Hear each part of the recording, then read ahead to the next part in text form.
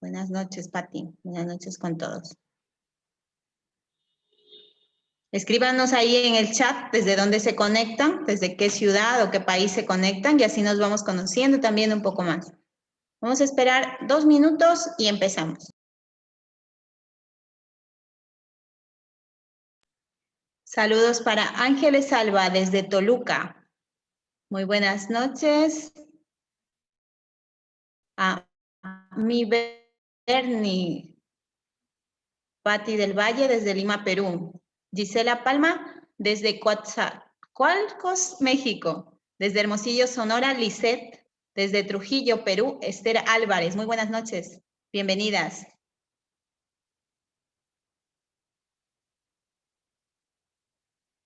Desde Coacalco, México, Rosalío. Muy buenas noches.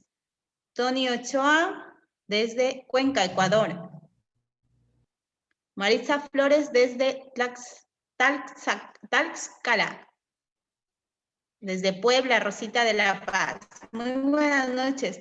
En un minuto y empezamos. Bienvenidos a todos. Desde Ambato, Ecuador, Ever Alejandro. Roily Tuárez desde Puerto Viejo. Fernanda Parrales desde Manta. Estela Arteaga desde Loja, Ecuador. Buenas noches, bienvenidas y bienvenidos. Muy bien. Estamos listos. Yo creo que vamos a empezar ya. Vamos a esperar un minutito.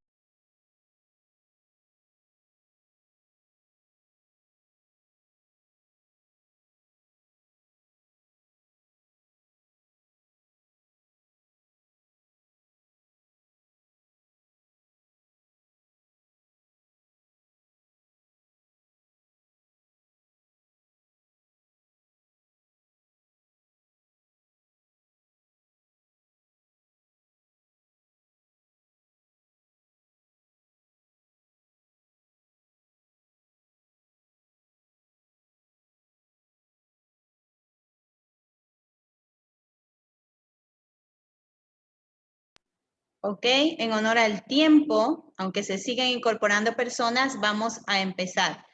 Muy buenas noches, les damos la bienvenida y agradecemos su tiempo, el estar esta noche compartiendo con nosotros, con la familia Weiser.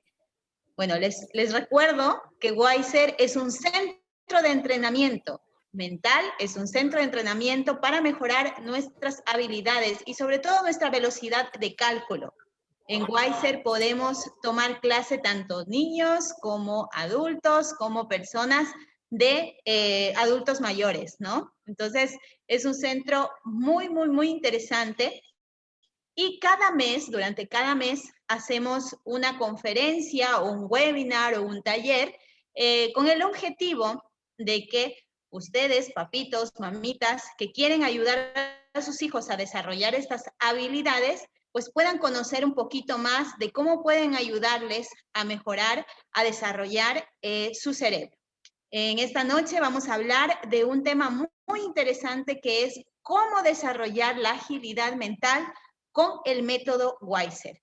Y para acompañarnos en esta conferencia, vamos a tener en este taller, porque va a ser interactivo, por lo tanto sí les pido que nos vayan escribiendo sus preguntas, nos vayan escribiendo sus inquietudes ahí en el chat, les damos la bienvenida desde todas partes del mundo que se van conectando y vayan escribiendo sus inquietudes, sus preguntas, no tengan vergüenza, sino todo lo contrario, tómense el tiempo que necesiten, escríbanos e iremos comentando durante esta conferencia.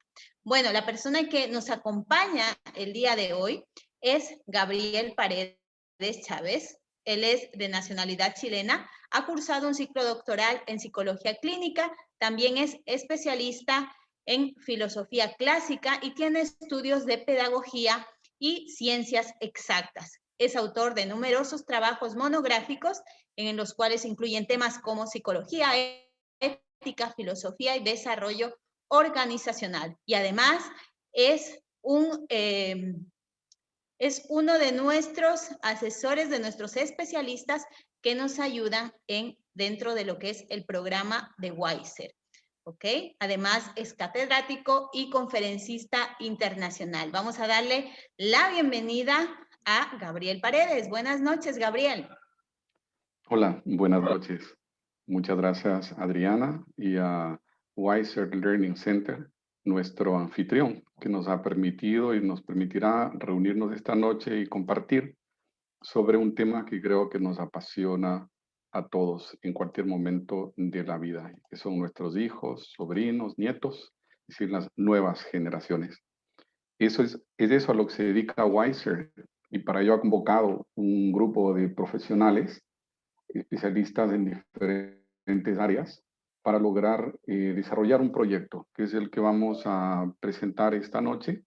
Yo formo parte de este grupo de consultores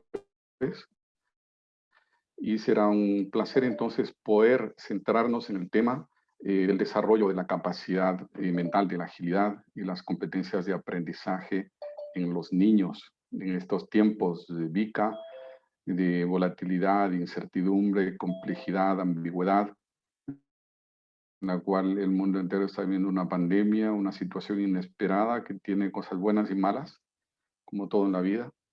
Bien, esta charla pretende ser eso, una charla.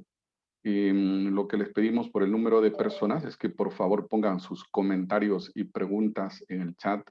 Van a haber personas del equipo que lo están monitoreando. Nos van a transmitir con mucha libertad, con mucha frescura, tratando de imitar una situación de conversación, los comentarios que ustedes gentilmente nos hagan en el chat o las preguntas. Por ser muchos no podremos hacerlo en vivo, por lo menos durante la charla, veremos si al final. Pero el chat es suyo. También pondremos alguna información ahí durante la charla que les puede ser de utilidad. Sin más, me gustaría que me permitieran empezar. Vamos a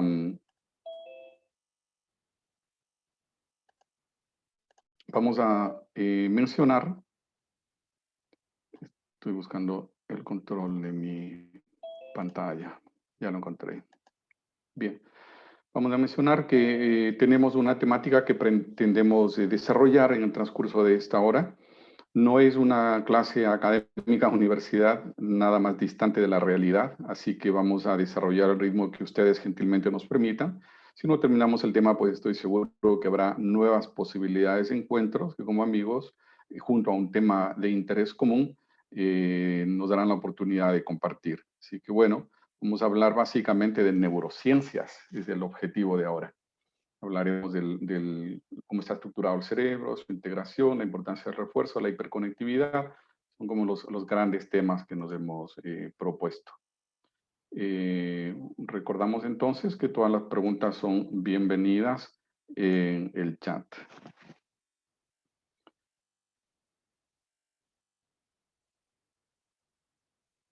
Estoy utilizando un recurso beta de Zoom que me oculta a veces el control de las diapos, pero ya lo voy a dominar en segundos. Hablemos primero del desarrollo tecnológico. Estamos enfrentando una situación de un gran aceleramiento, de una gran aceleración en cuanto al desarrollo de las tecnologías. Pero se da una situación que puede parecer ambigua. Yo me pregunto, ¿realmente nos estamos desarrollando? Porque si ahora tengo que ir a consumir cualquier cosa en la calle, voy a comer un helado, un sorbete, alguna cosa simple, entre dos personas, y para calcular lo que tengo que pagar, saco la calculadora. Entonces yo me pregunto, ¿nos estamos desarrollando? Y sin embargo, llevamos en el bolsillo una tecnología de electrónica e informática que es realmente una locura, eso lo sabemos todos. Entonces yo me siento desarrollado porque conduzco un auto moderno, tengo un computador actual frente a mí y tengo un celular de última generación en el bolsillo. Digo, oh, estoy desarrollado. Pero sin embargo, mis capacidades, las mías propias, las humanas, están posiblemente por falta de uso, órgano que no se usa se atrofia y están empobreciéndose.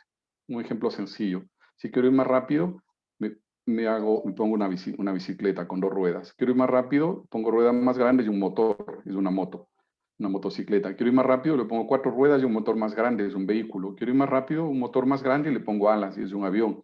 Pero sin embargo, yo cada vez más sedentario, con problemas de obesidad, con problemas de hipertensión, con problemas de colesterol por culpa del sedentarismo. Entonces yo me pregunto, ¿me estoy desarrollando? En realidad hay quienes dicen que estamos proyectando la responsabilidad del desarrollo sobre la materia. Es la materia la que se está desarrollando, no la condición humana. Por eso Freud decía que el ser humano es un ser deficitario, con mucho déficit, con prótesis, es decir, aparatos de la tecnología que sustituyen la función natural. Eso es una prótesis, como una dentadura postiza, como unos muletos, como una silla de ruedas, o como un sistema de audición o los propios lentes, son prótesis, son cosas externas al ser humano. Entonces, esta paradoja nos lleva a que hay que tener cuidado, porque la tecnología se ha desarrollado tanto, pero el ser humano, sin embargo, cada vez está más empobrecido en sus capacidades y se plantea una situación dramática. Vivimos una situación compleja, más aún ahora con COVID. Muchos millones de personas han perdido el empleo, nuestros ingresos en general, masiva y globalmente han disminuido, cada vez mundos más competitivos, más personas con menos edad y más títulos que yo están dispuestos a hacer lo mismo por menos. Es una situación compleja, pero debemos pensar que los niños van a heredar un mundo bastante más complejo que el que nosotros hemos vivido. Sea cual sea nuestra edad, basta con que seamos adultos y estemos asistiendo a esta charla, pensemos que todo niño que veamos, sobrino, nieto, vecino, etcétera, caminando por la calle, va a vivir un mundo bastante más complejo que el que nosotros vivimos y sin embargo con menos capacidades. Porque ese niño que se pasa muchas horas de sus días frente a una pantalla es un niño que va a tener menos capacidades de cálculo, menos capacidad de comprensión lectora, menos capacidad lingüística, menos capacidad de leer el mundo, menos capacidad de entenderse a sí mismo. Por lo tanto, estamos entregando a un mundo más complejo que el que conocemos personas con muchos déficits. Y esto realmente, para los que nos dedicamos a la pedagogía, nos da una suerte de electricidad por la espalda, digamos, un escalofrío, porque creo que tenemos una gran responsabilidad bajo nuestras manos. Entonces, los niños adolecen de hiperconectividad, ¿no es cierto? Y normalmente un padre que después de tener un día muy ajetreado, intenso, como todos, son tiempos difíciles, ya lo sabemos, llega muy agotado a su casa y dice, no, estoy muy cansado, mira, déjame descansar, toma todo mi celular para que juegues. Lo hace con la mayor ingenuidad, incluso hasta podríamos decir en algún momento con buena intención. Pero sin embargo, miremos lo que está pasando. Recordemos primero que el tener hijos no nos hace padres. Es decir, la paternidad es un oficio. ¿Qué quiere decir? Un oficio como un contador. Tiene que aprender, tiene que titularse, graduarse, dedicarle tiempo, investigar por su cuenta, tener colegas, conversar de problemas que él no pudo solucionar con otros colegas, enterarse de los últimos avances. Tiene que ejercer su oficio de padre como tal, como un oficio. Es decir, enterarse, estudiar, hablar con un especialista, el psicólogo, el médico, el profesor del colegio, con los vecinos, los tíos, los abuelos. Decir, mira, tengo este problema, ¿qué hacemos, esposa? Conversemos sobre esto, probemos por aquí, probemos por allá. Eso exige tiempo, exige recursos, exige capacidades, y pues sí, los exige. Pero el momento que llego yo a mi casa digo, no, estoy muy cansado, mira, yo con pagar el arriendo ya hice lo mío, toma el celular. Pensemos que aquellos que han desarrollado la tecnología, el fundador de Microsoft, por no decir nombres, los ingenieros que trabajan en Silicon Valley, que son los que hacen la tecnología del mundo, ellos declaran que a sus hijos les dan celular a los 9 años, porque está más que demostrado que la tecnología está afectando seriamente al ser humano. No solamente la parte psicológica, sino incluso la neurológica a nivel biológico. Entonces, a los 9 años sería lo ideal que el niño se conecte o descubra el mundo tecnológico. Vemos niñitos de 2, 3 años que les dan el celular y se pasan muchas horas ahí con el afán simplemente de que como yo no sé qué hacer, bueno, por lo menos que no moleste, yo tengo suficientes problemas. Entonces, la electrónica afecta negativamente al cerebro, produce alteraciones de sueño, dificultad de concentración, ansiedad. Todos tienden a desarrollar déficit atencional, hiperactividad. Muchas veces tienen que ser controlados con medicación. En libros antiguos de medicina, yo soy psicólogo clínico, vengo de familia de médicos, estoy familiarizado algo con la casuística, la epidemiología que se llama técnicamente. Más o menos hace 40 años, por dar una cifra, se estimaba que hasta un 8% de la población infantil podría tener déficit atencional. Pensemos en 8%, quiere decir de cada 10 niños, 8. Si en el curso en el que está mi hijo hay 20, serían de cada 10 niños, 8%, perdón, de cada 100, 8. Es decir, un curso de 25 niños tendría que haber 2. Yo he trabajado en ámbito de colegios. Ahora no, pero muchos años lo hice. A veces teníamos un tercio de niños diagnosticados con déficit atencional. Y a veces incluso más que un tercio, incluso medicados. Muchos de ellos simplemente no tienen déficit atencional, no tienen hiperactividad. Muchas veces la comodidad del profesor, de los papás o del médico o del psicólogo, que por facilidad le dicen, no, la culpa le tiene el niño, tiene este déficit, en realidad no la tiene. Yo digo que si un niño tiene la capacidad de ver durante una hora televisión sin distraerse, no tiene ningún déficit atencional porque está firmemente atendiendo y no lo pueden distraer de eso porque le gusta. Es un tema de motivaciones, habilidades y nuevas competencias que vienen de la mano de la tecnología. Hay que reconocerlas y desarrollarlas. Pero muchas veces también el abuso de las pantallas nos trae alteraciones del lóbulo frontal, nos altera mucho la memoria a corto plazo.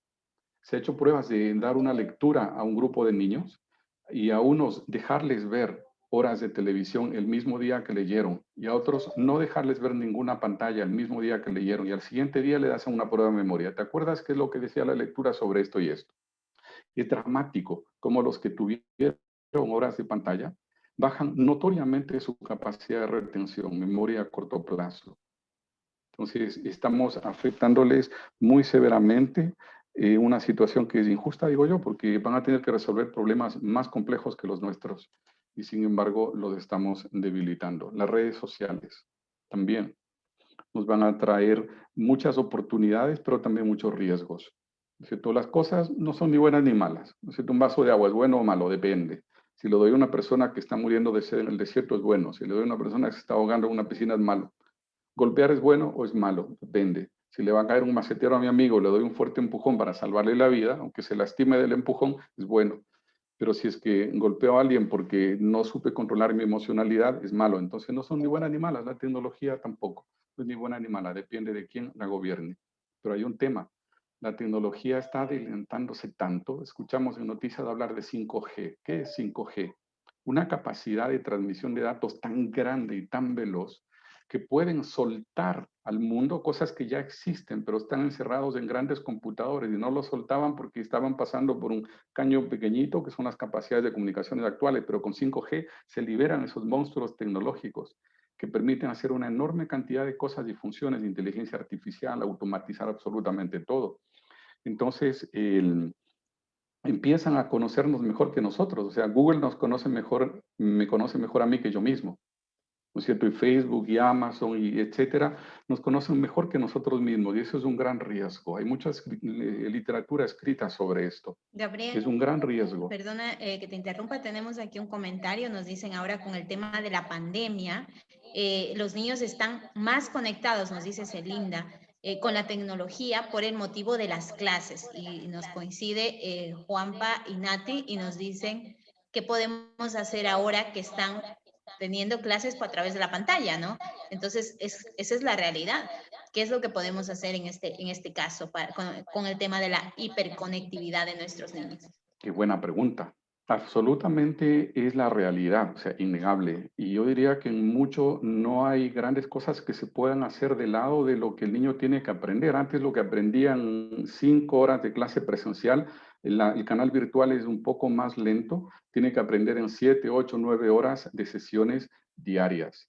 Y no hay mucho que hacer porque o lo saco del colegio y hago homeschooling, están empezando a surgir opciones de colegios absolutamente online, que ya no son como un parche temporal esperando que vuelvan a clase presencial, sino que prometen graduarse de bachiller de manera, es una especie de homeschooling, digamos, aumentado, porque es totalmente virtual, digital. Pero yo no puedo hacer nada respecto a eso, o sea, es lo que es. O sea, mi hijo está matriculado en un colegio X, ese colegio X, la única opción que me da es la que tengo, que son muchas horas de pantalla, pero puedo hacer otras cosas. Puedo cuidar que se alimente bien. La alimentación influye mucho, incluso hay alimentación que es más adecuada, digamos, para alguien que tiene una fuerte carga digital y otros que tienen una fuerte carga de ejercicio atlético y otros que tienen una fuerte carga de trabajo en el campo. La alimentación debe ser adecuada a la realidad y condición de cada persona. Otro tema es el sueño. También se puede hacer mucho con eso, hacer ejercicio físico. Y eso hablamos a nivel de cuerpo, a nivel de mente, contar historias, storytelling. ¿No es cierto? Contar cuentos es maravilloso, una forma tremenda de educar que desarrolla mucho la capacidad neuronal, cerebral lingüística y la capacidad imaginativa del niño, que es muy importante. Entonces, muchas gracias a la pregunta, bienvenida. Estamos voy a resumir esta primera parte que está simplemente dirigida a plantear el problema de que una de las cosas que está masivamente limitando la tecnología es el desarrollo de la capacidad de abstracción. ¿Por qué es tan importante la abstracción? La abstracción ha perdido prensa, ya pasó de moda hace mucho tiempo, ni las facultades de psicología la enseñan. Yo soy un poco antiguito, en mi época sí me enseñaron. Es una facultad que nos vuelve humanos. Es la capacidad de pensar en algo que no percibo, que no veo, no oigo, pero puedo pensar en ello. Yo puedo tener en mi mente una silla que no la estoy viendo, por lo tanto le imagino otros colores, de otras formas, de otros usos más sofisticados. ¿Por qué es tan importante? Porque todo lo importante en la vida del ser humano y en la cultura son cosas que no se ven con los sentidos. Para empezar, la idea de Dios, la religiosidad, la propia trascendencia. Tengo que imaginar lo que puedo llegar a ser, no lo puedo percibir lo que voy a llegar a hacer, lo tengo que imaginar. La creatividad, el emprendimiento, la capacidad de cálculo, la imaginación, los valores. Yo no veo la justicia, la belleza, la templanza caminando por la calle. Son abstractos. ¿No es cierto? La belleza es un abstracto, el sentido estético. Casi todo lo que nos hace humanos son abstractos. El momento que se limita la capacidad de abstracción, estamos limitando al propio ser humano en sus aspectos más esenciales y eso es grave y lo está logrando la tecnología. Entonces, hasta aquí hemos planteado, digamos, cuál es la dificultad, el problema que enfrentamos, que creo que es bastante serio, es mucho más serio que problemas económicos, incluso diría yo que es mucho más serio que problemas ambientales, porque una cosa es afectar severamente la estabilidad de la naturaleza que nos rodea, pero otra cosa es desestabilizar la naturaleza humana. Y una de Eso, las cosas, Gabriel, que sí, hemos visto, ¿no? Justamente es esa dificultad para resolver cada vez los problemas de la vida. Quizá tenemos mucha tecnología, pero los problemas habituales, las cosas más sencillas, nos cuesta mucho o a los niños, ¿no? Cada vez les cuesta más, se frustran más fácilmente. A la hora tienen de menos innovar, a la tolerancia. hora de crear, exacto, no hay esa habilidad para imaginar esas posibles soluciones a los problemas cotidianos. Entonces, quizá estamos hemos crecido mucho en el tema tecnológico, pero hemos perdido mucho de esto y cómo serán nuestros niños cuando adultos si no desarrollan esta imaginación. Totalmente, totalmente, tienes razón. Quisiera recordarles que no olviden revisar su chat. Estamos poniendo un link para que ustedes puedan tener la oportunidad de probar el método de Wiser. Mientras tanto, voy a empezar a caminar hacia la solución del problema. Hemos planteado el problema. Ahora hablamos un poco del ser humano en cuanto a su cerebro. Y la evolución de las ciencias, de las neurociencias, ha sido gigantesca. ¿Por qué?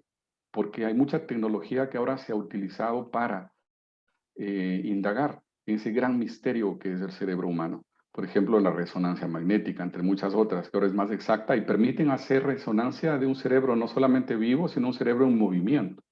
Y eso no se podía hasta hace pocos años, hasta hace una década. Entonces, el volumen de información que ha surgido sobre el cerebro es impresionantemente grande. Por ejemplo, doy un ejemplo. Antes se ponía un escáner y se le decía a la persona, ¿cuánto es 3 por 4? Y se veía qué áreas del cerebro se encendían para decir, ah, ya, entonces el cálculo aritmético matemático está ubicado en el giro frontal, bla, bla, bla, ya. Listo, eso es lo que se hacía. Ahora se ha visto de que el cerebro permanece totalmente encendido y cuando le preguntan algo como cuánto es 3 por 4, se apaga todo el cerebro y solamente queda encendido el foquito de esa zona en donde está el cálculo aritmético. Y una vez que resuelve, nuevamente se enciende todo el cerebro. Es algo que maravilló a los científicos y les dejó algo confundidos, porque el cerebro está funcionando a full, al 100%, y solamente se apaga cuando le dan un tema específico, un problema que pensar, pero deja de pensar en el problema y nuevamente empieza, digamos, a desarrollar un estado de gran potencia creativa, de gran integración. O sea, el estado natural del cerebro es salud, es conocimiento, de ahí la importancia de temas como el mindfulness y otras cosas similares a ellas, porque nos permiten desestresar el cerebro y llevarlo a una condición que para él es normal. Entonces sabemos que tiene muchos miles de millones de neuronas, que a pesar de que tiene solamente el 2% del peso corporal, consume un tercio del oxígeno. Sabemos que las mujeres tienen 200 millones de neuronas más en el ámbito del lenguaje, ¿no es cierto? Y el hombre no tiene 200 millones de neuronas más en ninguna parte. eso ya lo sabemos. ¿Y qué es lo que hace diferencias? También diferencias muy robustas entre los géneros, hombre y mujer. Entonces, el cerebro es todavía, a pesar de eso, un desconocido. Cada vez que se inventa tecnología, encontramos una nueva facultad del cerebro. Es como el sol, ¿no es cierto? Que antes decían que era un gran fuego, luego decían que es un gran arco voltaico, luego decían que es un gran horno atómico. O sea, el hombre ve con las gafas que tiene. Y mañana descubrirán otra forma de energía y dirán que el sol es tal cosa. Lo mismo pasa con el cerebro. Por ahora estamos muy entretenidos con la resonancia magnética, la electricidad, pero no vemos, por ejemplo, toda la ciencia de las hormonas que es el cerebro, y creo que el futuro nos depara aún muchos misterios más por descubrir sobre el cerebro, pero lo que hasta ahora hemos llegado a concluir es bastante interesante. El cerebro del niño se conoce mucho menos que el adulto, porque simplemente para hacer la resonancia debe quedarse uno quieto, y es muy difícil a un niño tenerlo quieto durante 30, 40 minutos, una hora en el equipo de resonancia. Tienen básicamente dos tipos de células, las gliales, que es sustancia blanca, que sí se reproducen, ojo, es importante, y las células grises, que son las neuronas, que no se reproducen. Nos morimos con las que hemos nacido. Entonces, encontramos que el cerebro trabaja en base a interconexiones. Las neuronas tienen unos largos ejes que se llaman axones, y unas se juntan con otras para ir construyendo conocimiento. Entonces, dos se relacionan entre sí, una es la neurona del 2, otra la del 3, se juntan, y juntas son las neuronas del 2 más 3 y constituyen ese enlace un 5. Y así va construyéndose el edificio conceptual. Ese tema de los enlaces o sinapsis es muy importante en el cerebro. Aquí vemos la evolución de la sinapsis. El recién nacido no es que tenga cero, no somos tabula rasa total. Tenemos algunos enlaces, pero va creciendo al mes, miren, mucho más, 10 veces más. A los 9 meses, 100 veces más. A los 2 años es increíble la cantidad de sinapsis construido. Nuestra velocidad de aprendizaje en los primeros años es gigantesca. Por eso no debemos desaprovechar oportunidades, entregándolas, por ejemplo, a la que el niño juegue con el celular, cuando podemos aprovechar para fomentar estas sinapsis. Y aquí un dato importante, miren que el adulto tiene menos sinapsis que el niño a los 2 años. Porque así como van evolucionando las sinapsis, también existe otro fenómeno que se llama la poda sináptica. Hay una suerte de principio de economía de recursos, ¿no? Se hace sinapsis para ahorrar tiempo. ¿A qué me refiero? Me preguntan cuánto es 1 más 2. Busco la neurona del 1, busco la neurona del 2, y ese proceso es lento. Y construyo. Los dos suman 3. Entonces, y una vez que termina el estímulo, que es la pregunta, cada neurona se va para su casita, vuelve a la casa. Al siguiente día vuelve a preguntarlo y repite el ejercicio, pero se demora menos por el entrenamiento de ayer. Si le pregunto todos los días, el cerebro va a decir, ajá, esto es importante, lo voy a conservar, y lo suelda con mielina y se queda ya conservado para siempre esa sinapsis. Esto es por economía de recursos, para no tener que calcular todos los días. Es como aprender a lavarse los dientes todos los días. Entonces, mejor genero el hábito, ya no tengo que aprender todos los días, lo voy a recordar. Exactamente lo mismo hace el cerebro. Para no estar todos los días calculando, lo voy a memorizar. Y ahí surge el tema de la sinapsis, pero también es al revés. Cuando dejo de utilizar sinapsis que ya no son útiles, se eliminan. Esto se le llama poda y obedece al mismo principio de economía de recursos. Ah, no la usas, ok, borremos. Esto me puede servir para otra cosa. Es la poda sináptica, así que si no lo aprovechamos, también disminuye la capacidad de aprendizaje con el tiempo desde la perspectiva neuronal. Tenemos 500 billones de sinapsis la posibilidad de 500 billones de sinapsis en el cerebro. Este es mucho, pero mucho más grande que cualquier computador que se haya inventado jamás. De hecho, ahora hay pruebas que están tratando de hacer discos duros biológicos, ¿no es cierto? Porque la capacidad de la naturaleza es mucho más allá de la tecnología inventada por el ser humano.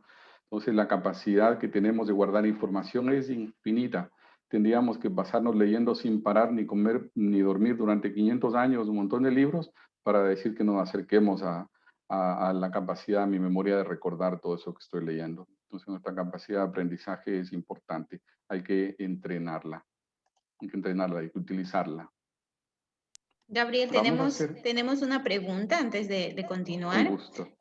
Nos dicen, he escuchado que hay, dice mi Bernie 1008, he escuchado que hay algunos factores que matan las neuronas. ¿Qué tan cierto es esto?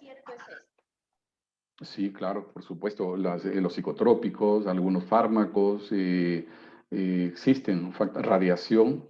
De hecho, lo que se usa cuando hay tumores cancerígenos a nivel cerebral, también la quimioterapia, la radiación es para matar neuronas, sí, sí, y se mueren también, por supuesto. Son seres vivientes, todo lo que nace muere y puede llegar a ser un problema. Pero el problema no es tanto que se mueran, porque podrían morirse mucho y muchas células en el cerebro y todavía yo no perder mis capacidades intelectuales superiores.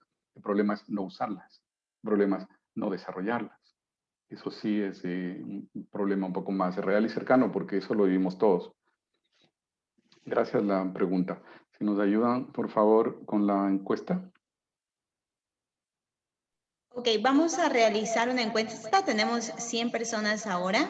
Generalmente cuando hacemos estos conversatorios, estos talleres, es un poco interactivo, ¿no? Entonces necesitamos que ustedes también nos ayuden rellenando una encuesta. A ver, ¿dónde la tenemos a la encuesta? Ya está puesta. Ah, ya está puesta. Podemos leerla, si nos ayudas, Diana. Ya la están respondiendo. Ok. Dice, Lo que pasa es que yo no la veo.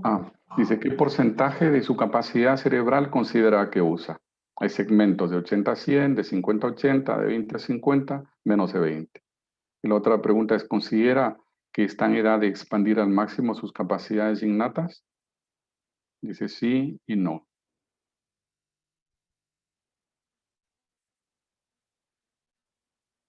Interesante ver cómo evolucionan porque no hay un crecimiento estandarizado del porcentaje, sino que las barritas se han movido. Pronto sabremos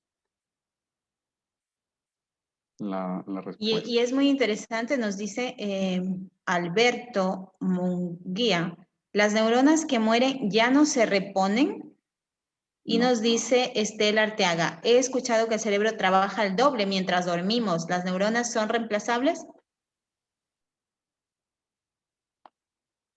No, no son reemplazables. Las únicas que sí se reproducen y se pueden reemplazar son las gliales, pero las neuronas no. Vamos a ver las respuestas. Dice, ¿qué porcentaje de su capacidad cerebral considera que usa? La respuesta más nutrida es del 50 al 80%. Un tercio de las personas opinan eso. Los demás se dividen en los otros segmentos. Y la segunda pregunta, ¿considera que está en edad de expandir al máximo sus capacidades innatas? Un 91% dijo sí, un 9% dijo no. Hagamos algún comentario sobre esto. Se lee mucho en la literatura de que el ser humano común utiliza 5, 8, 10, 15, 20% de su capacidad cerebral. ¿En qué se basa eso? En que realmente las capacidades son tan grandes que podríamos expandirnos o crecer de manera mucho más allá de la sospechada en nuestras capacidades. Pero yo digo, si la naturaleza no hace nada que no sea necesario, si me hizo con una cabeza tan grande, posiblemente es porque esta sirve para algo, algo está haciendo, en algo está trabajando. Es un poco como si todos nosotros, digamos, imaginémonos que hay 20 personas en una sala y los 20 son neuronas y forman parte de un cerebro. De pronto alguien viene con una instrucción. Muchachos, saquen esta silla al corredor, afuera de la sala. Y todos con muy buena voluntad, uno empieza a jalar una pata, otro la otra, otro se sienta encima, todos con intención de sacarla, uno quiere sacarla por la ventana, el otro qué sé yo. Después de casi una lucha campal, todos agotados, la silla posiblemente maltrecha, dañada, es posible que termine en cualquier parte, menos en el corredor. Entonces yo digo, lo que faltó ahí es coordinación. Si todos estuviéramos trabajando en la misma meta y completamente de acuerdo y comunicados, la sacaríamos con una fracción de tiempo, una fracción de energía, un instante, y la silla íntegra, y todos muy relajados, y tendríamos energía para hacer otras cosas. Eso es lo que pasa en nuestro cerebro. Digo que la cultura nos ha heredado una suerte de esquizofrenia, porque pensamos una cosa, sentimos otra, decimos otra distinta y terminamos diciendo una completamente diferente. Nos comportamos de una manera en la calle, en otra en el mall, otra en la discoteca, otra en mi casa, otra en el jardín, porque somos personas fragmentadas fragmentadas. Y es eso justamente lo que está pasando. Nuestro cerebro trabaja más que al 100%, trabaja horas extras, está sobreexigido. Lo que pasa es que la resultante es débil porque nos contradecimos. Uno de los desafíos con el cerebro está justamente en integrar. Tenemos que aprender a integrar. Eso es muy, pero muy importante. Ahí vamos a encontrar la posibilidad de tener grandes oportunidades de desarrollo. Permítanme compartirles un pequeño video que es muy corto.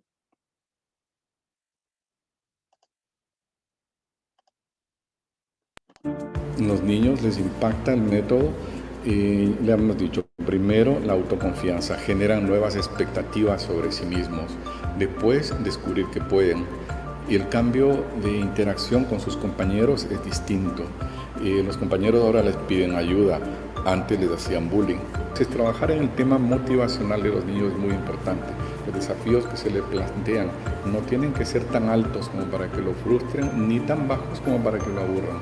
Y mantenerlos siempre motivados hacia un tema que les lleva a descubrir sus propias capacidades y descubrir que además les resulta fácil y cómodo. Entonces, mejorar la autoconfianza de los niños es fundamental. Trabajamos con elementos sutiles, competencias transversales. Enseñamos a los niños a respirar, algunas técnicas de mindfulness, de psicocentralización, para que los niños puedan manejar mejor su tema de déficit atencional. Hay un exceso de diagnóstico y de medicación porque resulta cómodo. Antes que trabajar en desarrollar al niño, mejor lo tengo tranquilito y ya.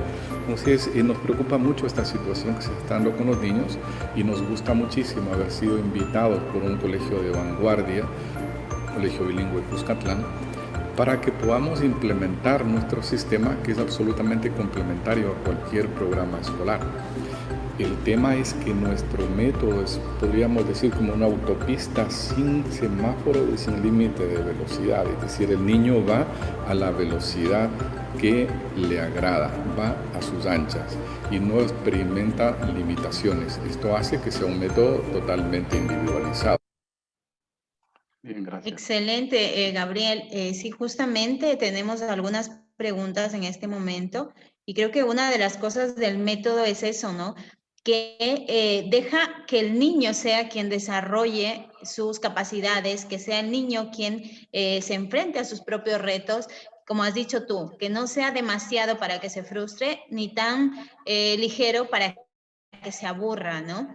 Entonces, voy a leerte algunas de las preguntas que tenemos acá. Nos dice Estela Arteaga, ¿hasta qué edad hay reproducción en las neuronas y hasta qué edad hay conexiones?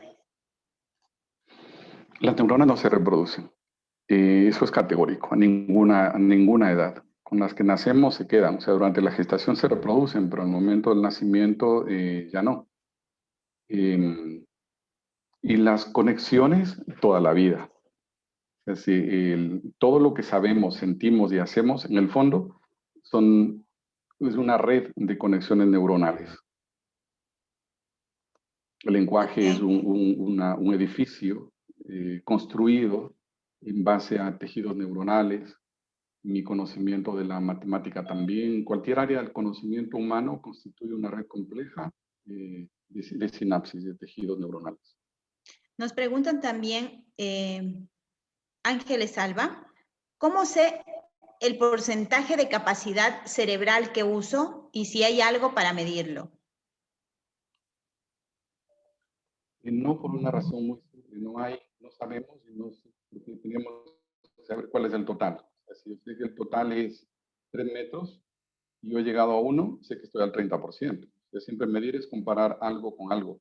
Pero como no sabemos cuál es la potencia total absoluta de la capacidad humana, entonces no podemos estimar un porcentaje. No sé, digamos que los grandes genios, los grandes sabios, los grandes maestros de la humanidad, podríamos nosotros estimar que estamos como en una parte del camino, pero no existe una medición universal para eso. Perdona, Gabriel, parece que pasó algo con tu micrófono, se te escucha bajito. Hace un tema de la conexión. todo el tiempo o a veces? Ahora empezó, no sé qué pasó. Ahora empezó, se bajó. Debe ser la conexión.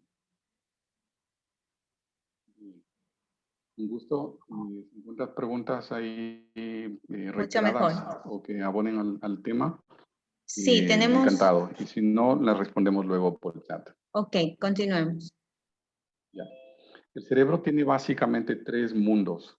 El más primitivo, que es el reptiliano, es común con los reptiles. Luego hay otro, un poco más moderno, que es el límbico, tiene que ver con la emoción. Luego el neo, que significa nuevo, córtex, corteza nueva, tiene que ver con el desarrollo del raciocinio. Y el neocórtex en el ser humano ocupa el 85% de su totalidad. Y entonces, reptiliano tiene que ver con la parte instintiva, miedo, hambre, ira, instintos en general, y viene absolutamente programado genéticamente. Hay muy poco que hacer con él. El límbico tiene que ver con las emociones, con la experiencia, la motivación, y el neocórtex con el pensamiento, el lenguaje, la razón, la imagen.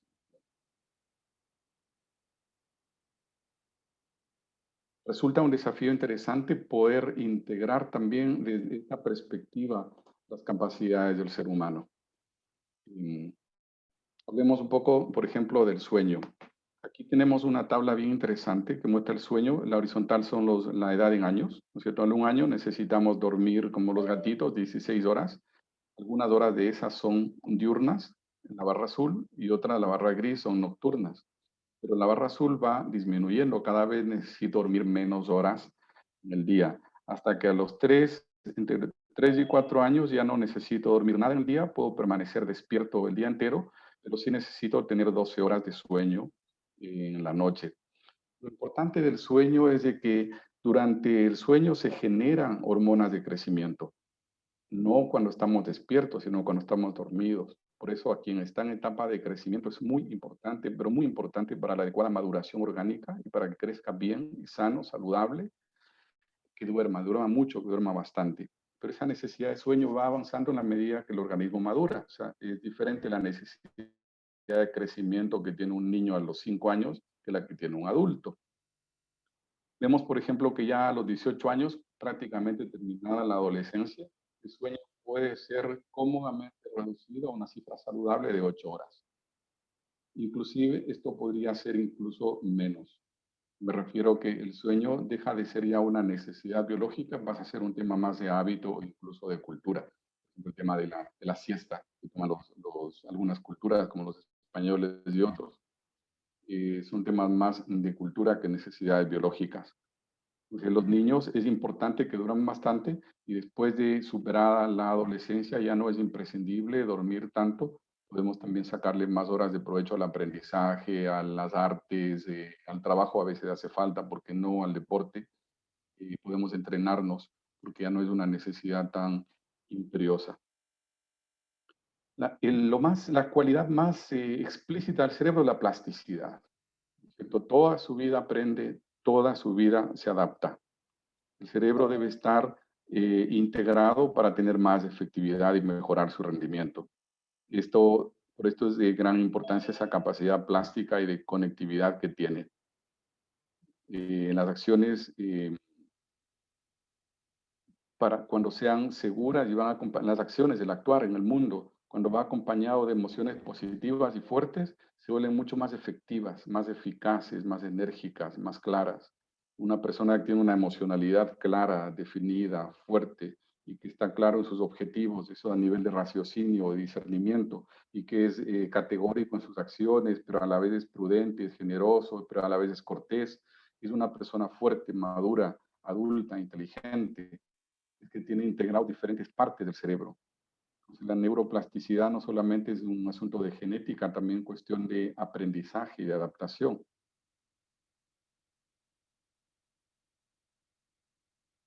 Esto nos lo han demostrado, por ejemplo, en los estudios que se ha hecho sobre monjes, ¿no? En el ámbito del mindfulness. Algo que influye muchísimo al cerebro es, a esto le llaman el efecto Pigmalión, son las expectativas. Cuando yo le digo a un niño, tú no eres bueno para las matemáticas, yo tampoco lo era, ¿no es cierto? No vas a poder, si mi hijo se agota fácilmente, lo he escuchado tantas veces y me da una pena, Dice, no, mi hijo, eso no puede, si él no se concentra, si él no va a servir para ingeniero, no sirve para esas cosas. Para el niño no existe la humanidad, para el niño existen las personas que son significativas para él. Para el niño la humanidad es su papá, su mamá, sus tíos, sus abuelitos y un par de vecinos o compañeros de la universidad se acabó. Si las personas que solamente existen para él y que son las que realmente le importan porque son las significativas, lo van a calificar, lo van a poner una etiqueta, un membrete, que tú no sabes hacer esto, ¿cuál va a ser el resultado? Entonces el tema de las expectativas es una gran tristeza cuando se lo usa mal, pero es una gran bendición cuando se lo usa bien. Conozco un experimento que se hizo en Chile, en un colegio, donde se trabajó exclusivamente en expectativas. Se hizo un programa para padres, para que suban las expectativas que ellos tienen sobre sus hijos. Un programa para los niños, para que suban las expectativas sobre sí mismos. Un programa para profesores, para que también trabajen sobre las expectativas. Y resulta que un colegio, sin hacer ninguna otra cosa, no les dieron más computadoras, no les dieron más profesores, no les dieron más horas de clase, no cambiaron los materiales de estudio, nada. Sin embargo, sus resultados académicos se dispararon. Voy a ser uno de los mejores colegios de Chile. Entonces, el efecto Pigmalión es cuando yo digo, pienso algo malo de una persona, esa persona lo siente. Y esto se estudiaba mucho a nivel de ciencia, ¿no es cierto? Cuando tenemos una creencia negativa o débil sobre alguna otra persona, posiblemente eso va a afectarle seriamente. Hay un científico norteamericano de nombre McClellan que dividió a una clase en dos, elegidos al azar. Unos estaban en un grupo y otros en otra. Y a la una le dijo que era brillante, sin importar el rendimiento que habían obtenido en sus exámenes o en sus tareas. Dijo que eran brillantes, que eran los mejores. Y a la otra mitad le dijeron que no, mira, sus resultados son malos, ignorando sus resultados reales de los exámenes. Simplemente era un decir. Resulta que aquellos a los cuales les alabó y les dijo eran súper buenos, qué sé yo, mejoraron tremendamente su rendimiento. Y aquellos que teniendo buenas notas, les tocó en el grupo en el cual debían ser desmotivados, dicen, no, mira, si mejor fíjate otra cosa, la verdad que necesitas mucha ayuda, a ver si consigues ayuda por fuera, que alguien te explique esto porque tú entiendes poco. Descendieron su promedio general de notas.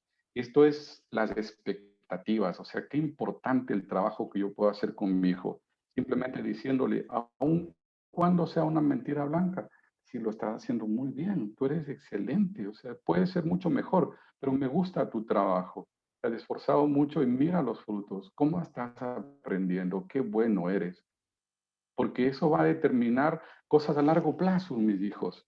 Mi hijo posiblemente, si no le genero expectativas altas sobre sí mismo, va a decir, yo no sirvo para las matemáticas, yo no voy a ser ingeniero. En cambio, si le digo, tú eres muy bueno, va a decir, voy a ser ingeniero, voy a construir aviones. Y posiblemente lo logrará con todo lo que viene de la mano de un desarrollo profesional exitoso, ¿no es cierto? Me refiero a que tendrá buen sueldo, tendrá buen contexto cultural, podrá elegir con libertad muchas cosas en su vida y todo a partir de algo tan sencillo, tan pequeño, tan humilde como es trabajar las expectativas que yo tengo sobre mi hijo, permitir que él también genere mejores expectativas sobre sí mismo. Es fundamental. Y esto va de la mano con las emociones.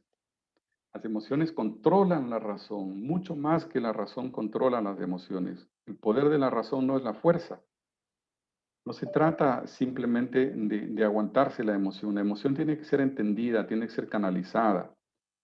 La frustración, el estrés, la ansiedad, la decepción, la tristeza, la ira, que son todas cosas naturales. O sea, cuando uno dice, yo no quisiera estar nunca triste, eso no existe.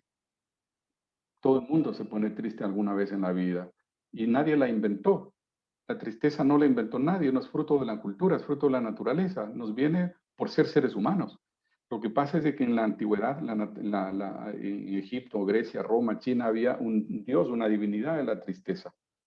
¿Por qué? Porque era una fuerza de la naturaleza y cumplía una función. La de la tristeza, dicen que es prima de la melancolía, es algo que nos lleva hacia adentro, es la capacidad de sumirnos de nuestro mundo interior. Es algo que me permite mirarme por dentro y conocerme. Y eso puede ser algo muy bueno, puede ser algo muy grato y es sobre todo cuando no queremos conocernos por dentro y la naturaleza se va hacia adentro, es que viene este disgusto, esta tristeza, este no entender para qué sirve, no lo quiero, yo quiero estar afuera en la vida, en la fiesta, quiero estar así, pero sin embargo los tentáculos de mis sentidos se recogen, ¿cierto? Y esa contradicción es lo que me hace sentir la parte fea, desagradable de la tristeza. Pero la tristeza es, hey, ya no es de día, es de noche. Tienes que mirar las estrellas. O sea, cuando uno está meditabundo, cuando uno está melancólico, dice, ¿quién soy? ¿Qué voy a hacer en mi vida? ¿Qué voy a estudiar? ¿Cuántos hijos voy a tener? ¿Cómo les voy a llamar? ¿Con quién me voy a casar? Y entonces reflexiona de cosas a largo plazo en su vida. Las estrellas siempre han servido para orientar a los caminantes, una brújula, y es importante estar orientado en la vida. Si no estoy orientado en la vida, pues estar yendo a 100 kilómetros por hora, pero en sentido contrario. Preferiría ir sumamente lento si es que estoy en el sentido contrario. Es importante la orientación.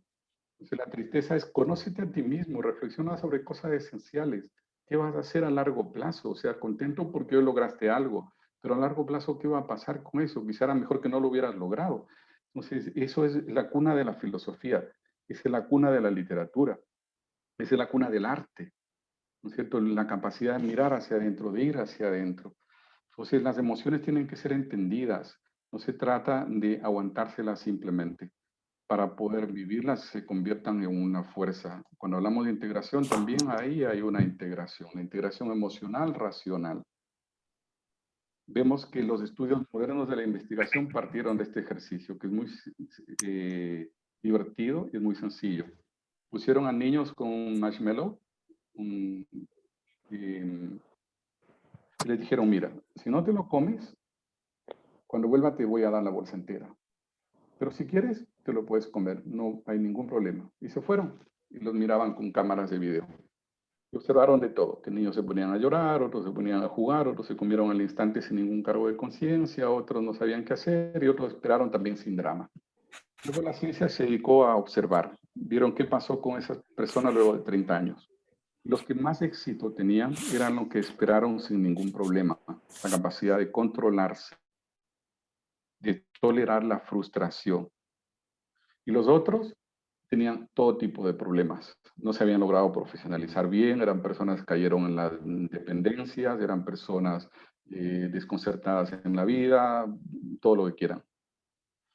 El problema de saber controlarse es fundamental. Se hicieron estadísticas en los Estados Unidos de gente que se había graduado de bachillerato sin acudir al colegio, solamente rindiendo exámenes ante el Ministerio de Educación, que muchos países lo tienen.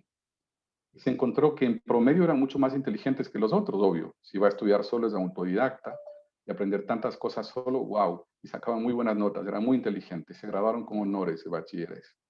Pero a largo plazo, a los 30, 40, 50 años de edad, encontraron que eran personas que igual tenían altos grados de dependencia, de hogares fracasados, sus hijos los odiaban y cayeron en la delincuencia. ¿Por qué? Porque no tienen la tolerancia. Son personas que no podían tolerar al otro y por eso se desescolarizaron en muchos casos. No siempre, pero sí en algunos casos. No aprendieron a soportar al otro, a soportar el bullying, a soportar al compañero que tiene otra manera de pensar y de ser tan distinta a la mía que me cae mal. Y una persona que no tiene la capacidad de soportar a alguien que es muy distinto a mí, está muy expuesto al dolor, está muy expuesto a la frustración, está muy expuesto a la somatización y a la enfermedad, está muy expuesto a la neurosis. Entonces, la capacidad de tolerar al otro es fundamental, tiene que ver con inteligencia emocional, conocernos y manejar con inteligencia lo que nosotros hacemos y somos.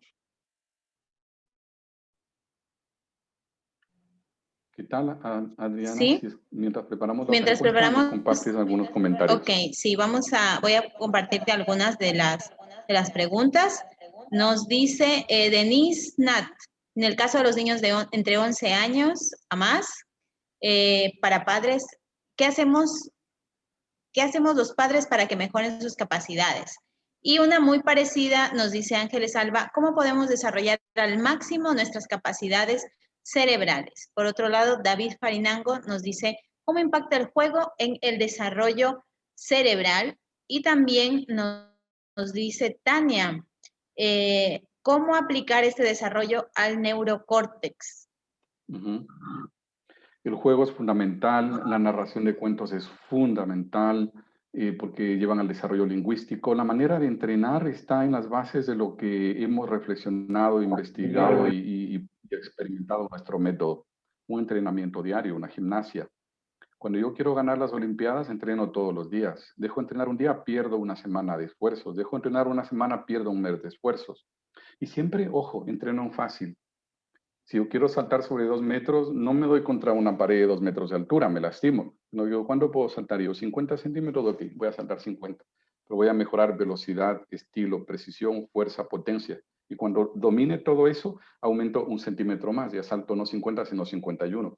Eso es lo que descubrimos y lo implementamos en nuestro método pedagógico. Nosotros entrenamos en lo que el niño domina. Hay niños que vienen acá, adolescentes, o muchas veces también tenemos alumnos que están en ingeniería en la universidad.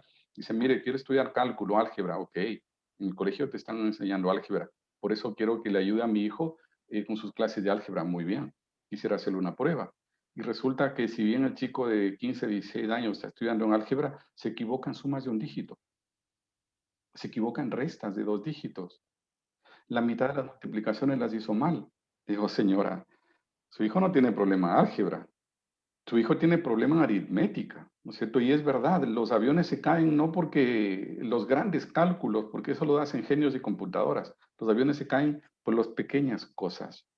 Entonces nosotros decidimos, después de 10 años de experiencia y de más de 600 casos de éxito que hemos tenido, y teníamos que empezar prácticamente de cero, casi sin importar la edad. Lo que varía es que el niño o el adulto o el usuario que contrata con nosotros, cuando domina un tema lo pasa así, pero si no lo domina, necesita entrenarse. Lo que vamos a hacer es este ejercicio neuronal. Le vamos a hacer que repita todos los días operaciones fáciles hasta que nos responde, ya no desde el cálculo, sino desde la memoria, memoriza la respuesta. Solo así puede darme las velocidades y la precisión que le exijo. Y ahí vamos construyendo una base sólida. Entonces, es un entrenamiento. No hay nada más parecido al atletismo que el desarrollo del cerebro, desde la perspectiva neuronal. Hay que utilizar los mismos principios, la misma forma. Y el entrenamiento, la buena noticia es corta. Nuestros usuarios trabajan apenas 15 minutos al día. Nosotros no nos ocupamos de entretener a los niños, porque 15 minutos se puede exigir a cualquiera sin experimentar agotamiento. Nosotros le damos entrenamiento neuronal y luego puede ir a hacer otra cosa que lo divierta, lo entretenga. Pero los resultados son increíbles. A la vuelta de un corto tiempo, un par de meses, empiezan no solamente a alcanzar su grado escolar con comodidad, desaparece el estrés, se desinfla el estrés porque sin esfuerzo mejora masivamente sus notas casi en cualquier asignatura, porque no solamente está practicando aritmética, está practicando capacidad de cálculo, concentración, atención, memoria, hábitos de estudio y sobre todo la capacidad de abstracción que le va a desarrollar también de manera lingüística. Por eso a nuestros niños avanzados les damos también desarrollo lingüístico, que es muy, pero muy importante. Bien, quisiera que nos ayuden el equipo técnico con la encuesta. Ok, vamos a hacer una nueva encuesta. Nos dicen, tenemos aquí algunas inquietudes de la gente. Me dice, ¿qué pasa si dice que no le gusta la matemática? Eso me parece bien interesante. Si el niño dice, no me gusta la matemática, directamente, no me gusta. Uh-huh. No hay persona mala para la matemática, lo único que ha habido es mal profesor o mal método. Y eso es taxativo, o sea, no encuentro excepción. Unos quizá aprenden más rápido, otros más lento, pero hemos niños con repitencia de año, hemos visto niños con déficit, hemos visto niños de todas las condiciones que han llegado a ser los mejores de la escuela, del colegio, campeones regionales de cálculo mental. Hemos demostrado en la práctica de que no hay personas malas para las matemáticas. Lo que pasa es que ese no me gusta, que es emocional, no es racional, no tiene nada que ver con su capacidad de razonamiento, sino que es emocional, quiere decir que estuvo asociado a una experiencia negativa. A eso los psicólogos le llamamos trauma. Pues a mí no me gusta la sopa que tiene zanahoria. Y nada tiene que ver con la zanahoria. Tiene que ver con estar asociado a una experiencia negativa. Mi papá, cuando tenía que estudiar matemáticas, me exigía mucho, me hablaba mal, me torturaba, y yo sentía que necesitaba ayuda, y en lugar de ayudarme, me hicieron tener malas experiencias, por supuesto, la detesto. Pero eso no tiene que ver con la matemática en sí. La matemática es imprescindible, aun cuando yo vaya a estudiar lo que sea, botánica o jardinería, necesito la matemática, es lo que me permite leer el mundo, tener sentido de la proporción. Aparte que la matemática, en el fondo, es una disculpa. Es la sopa, es la cuchara con la cual se toma la sopa de la abstracción. Es la vía que me permite, la vía magna, la vía regia, que me permite desarrollar la capacidad de abstracción. Y si no me voy a dedicar a temas matemáticos, no importa, pero la abstracción la necesito, es vital, es fundamental. Tiene que ver con mi condición humana. Necesito tener la capacidad de moverme bien en el mundo de la abstracción. ¿Me Es ayudas muy con la...? interesante, Gabriel. Para las personas que todavía no se descargaron el ebook, pueden solicitarlo a través de vía WhatsApp o vía Messenger. Allí está todo, esta conferencia un poco más detallada, un poco más explicada, para que ustedes puedan seguirlo, pues escudriñando un poquito más este tema.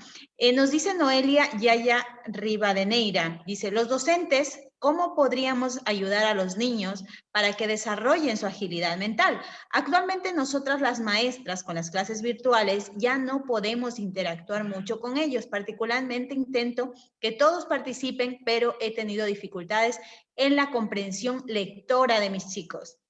¿Qué nos puedes decir, Gabriel? A los maestros quisiera hacerles una reflexión. Me gustaría que lo reflexionen y lo piensen conmigo. Si yo le digo a un niño, le muestro un video, mira, así se nada. Y le digo, ¿entendiste? Sí, ok, ¿sabe nadar? Muy bien.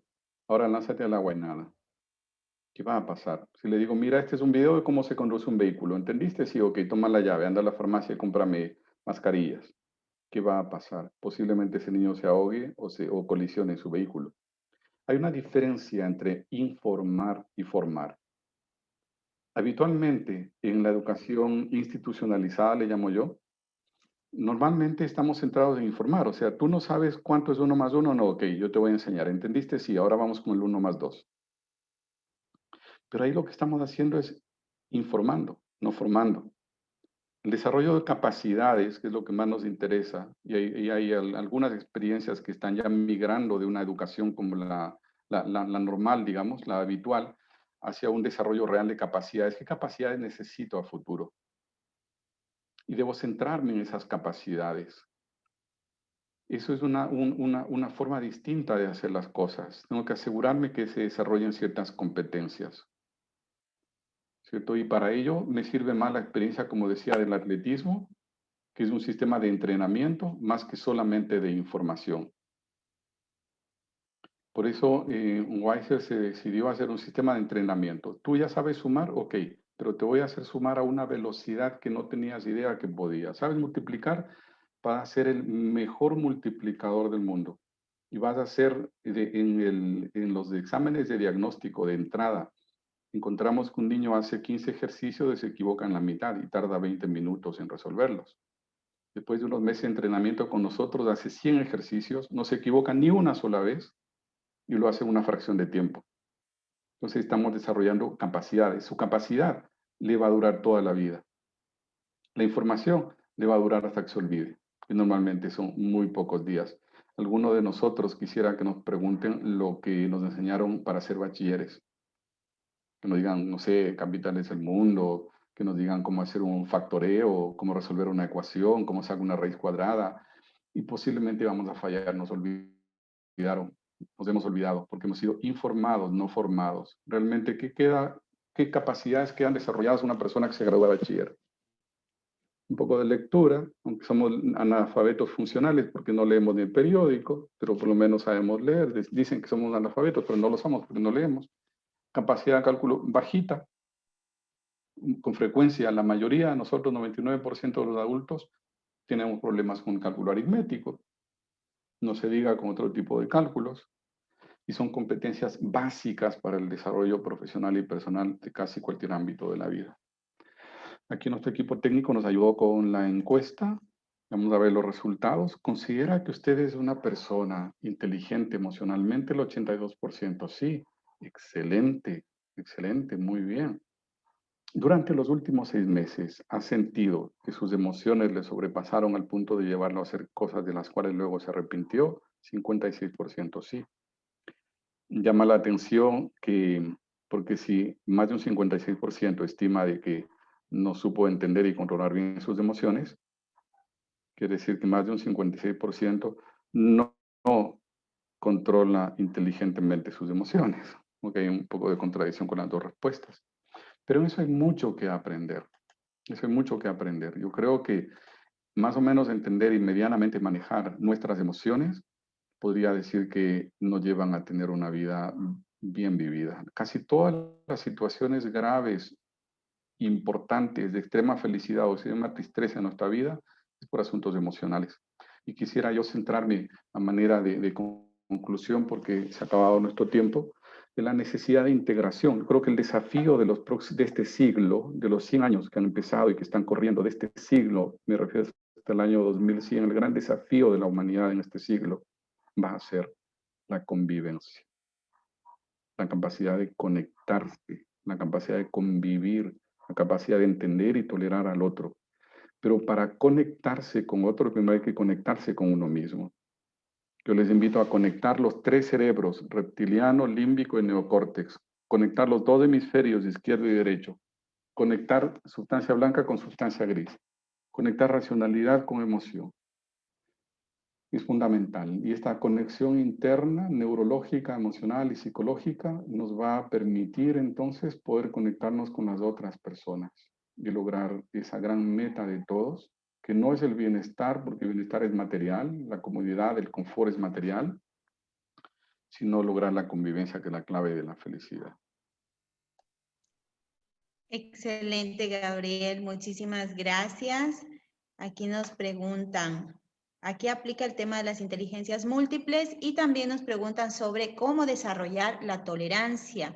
Les recordamos que estamos pasándoles a través del grupo de WhatsApp y del grupo aquí en el chat de Zoom un enlace para que puedan probar el método Weiser, para que puedan ver cómo funciona y para que puedan también evaluar esta agilidad mental que ustedes ya tienen. Y nos dicen también el cerebro límbico, nos dice, son las emociones y el reptil es el que toma las decisiones basadas en el límbico. Bueno, no sé si quieres agregar algo más, Gabriel. Como les decía, a las personas que nos han acompañado hasta ahora les pasaremos el enlace del ebook para que puedan tener esta información más detallada. Pero no sé si quieres agregar algo más, Gabriel, porque sí, en cuestión de tiempo nos hemos pasado un poquito ya de tiempo. Sí, solamente pasar un pequeño videíto a manera de conclusión que dura un minuto y fracción. Excelente. Los niños les impacta el método y le hemos dicho, primero, la autoconfianza, generan nuevas expectativas sobre sí mismos, después descubrir que pueden, y el cambio de interacción con sus compañeros es distinto. Los compañeros ahora les piden ayuda, antes les hacían bullying. Entonces, trabajar en el tema motivacional de los niños es muy importante. Los desafíos que se les plantean no tienen que ser tan altos como para que lo frustren, ni tan bajos como para que lo aburran. Y mantenerlos siempre motivados hacia un tema que les lleva a descubrir sus propias capacidades y descubrir que además les resulta fácil y cómodo. Entonces, mejorar la autoconfianza de los niños es fundamental. Trabajamos con elementos sutiles, competencias transversales, enseñamos a los niños a respirar, algunas técnicas de mindfulness, de psicocentralización, para que los niños puedan manejar mejor sus temas de déficit atencional. Hay un exceso de diagnóstico y de medicación porque resulta cómodo. Antes que trabajar en desarrollar al niño, mejor lo tengo tranquilito y ya. Entonces nos preocupa mucho esta situación que se está dando con los niños y nos gusta muchísimo haber sido invitados por un colegio de vanguardia, Colegio Bilingüe Cuscatlán, para que podamos implementar nuestro sistema, que es absolutamente complementario a cualquier programa escolar. El tema es que nuestro método es, podríamos decir, como una autopista sin semáforo y sin límite de velocidad. Es decir, el niño va a la velocidad que le agrada, va a sus anchas y no experimenta limitaciones. Esto hace que sea un método totalmente individualizado.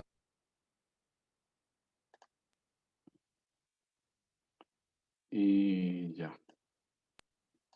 Excelente, Gabriel. Bueno, te cuento, te leo un poquito los comentarios. Nos dicen excelente participación del ponente. Gracias por compartir el conocimiento. El tema es muy importante. Nos dicen si puedes decir algo sobre la tolerancia. No sé, si nos tomamos 2 minutitos y terminamos ahí 10 justo, ¿Quieres agregar algo sobre el tema de cómo desarrollar esta tolerancia? Sí, yo creo que la tolerancia es un tema un poco confuso porque si yo le digo a alguien, yo te tolero,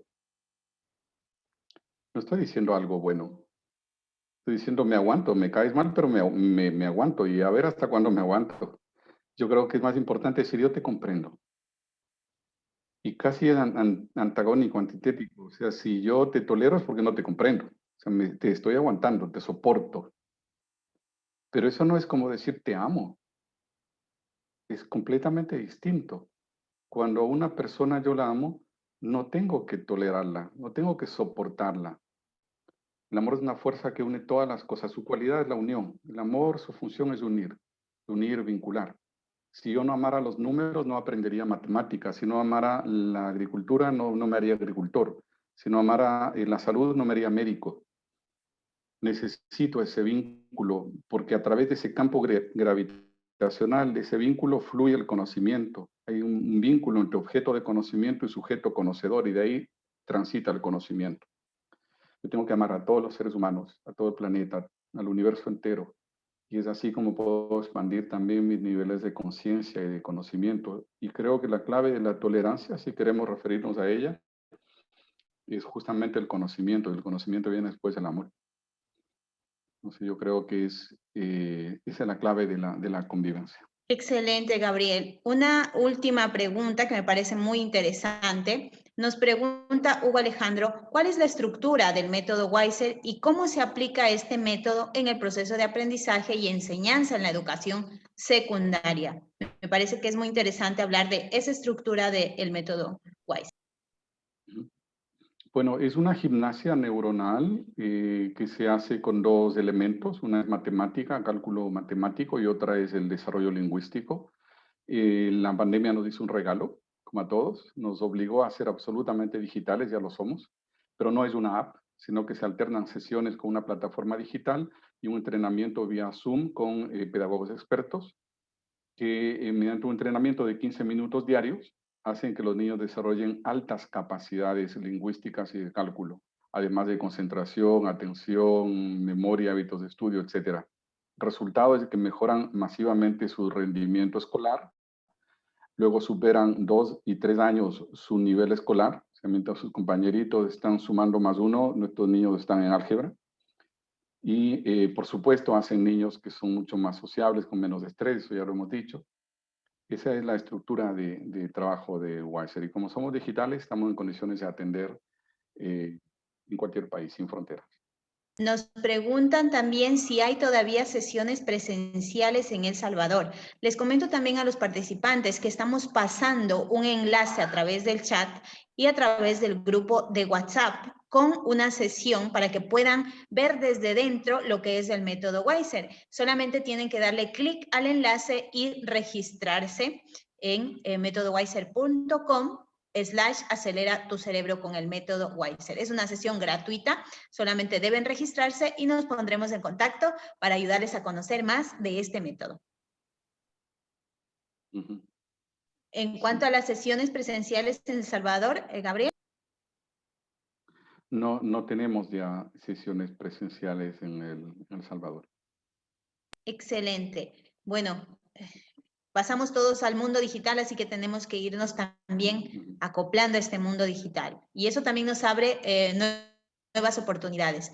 Dice, en esa sesión gratuita puede estar mi niño.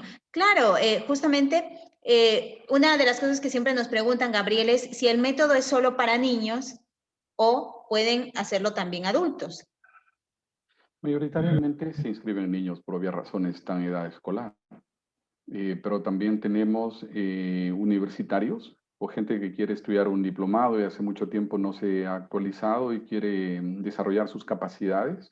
También incluso tenemos, y con mucho éxito diría yo, adultos mayores, porque nuestro método, como desarrolla a nivel neurológico, previene también el deterioro por la edad. Entonces, el método funciona entonces prácticamente en cualquier edad, sin duda. Ok. Otra cosa, Gabriel, aclararon que no es una plataforma, es decir, el método Weiser no es un software o algo que usted va a entrar y ya se acabó. es un sistema de trabajo que usa una plataforma, usa también lo que es conferencias, reuniones a través de Zoom. No sé si podías explicarnos un poquito más sobre esto. Sí, hay una plataforma que es digitalizada que permite que el niño tenga su entrenamiento, pero también tienen sesiones periódicas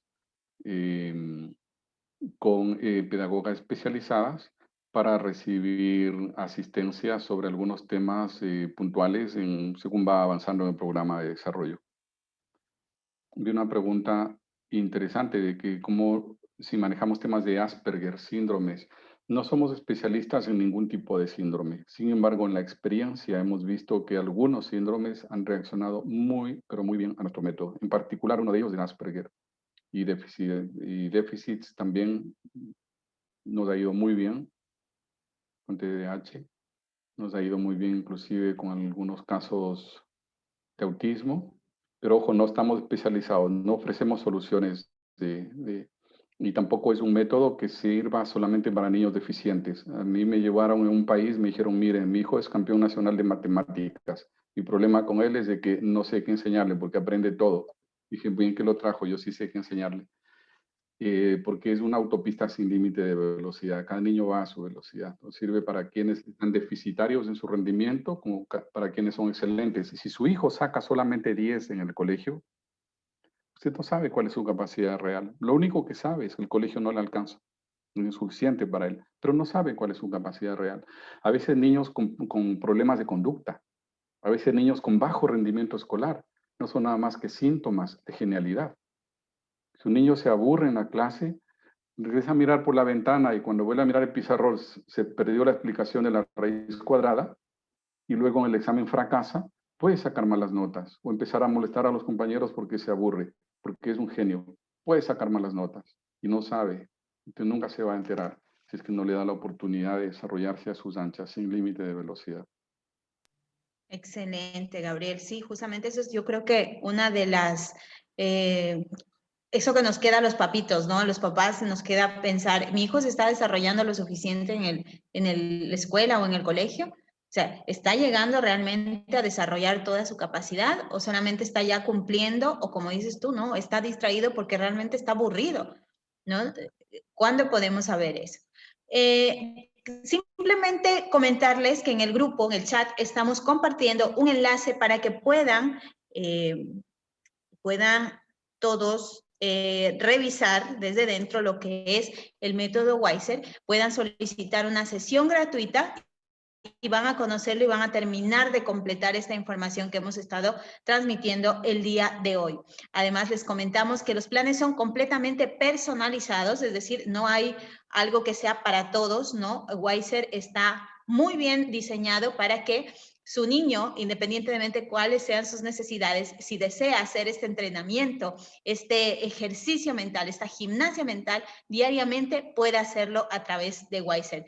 Yo creo que el día de hoy nos vamos a quedar hasta aquí. Muchísimas gracias, Gabriel, por habernos acompañado y contarnos un poco más sobre qué es el método Weiser. Igualmente, las personas que no se han descargado el ebook, recuerden que lo pueden solicitar por Messenger y por WhatsApp. Muchísimas gracias con todos y vamos a quedarnos hasta aquí. Será hasta una próxima conferencia donde nos podamos encontrar. Muy buenas noches y hasta pronto. Chao, chao.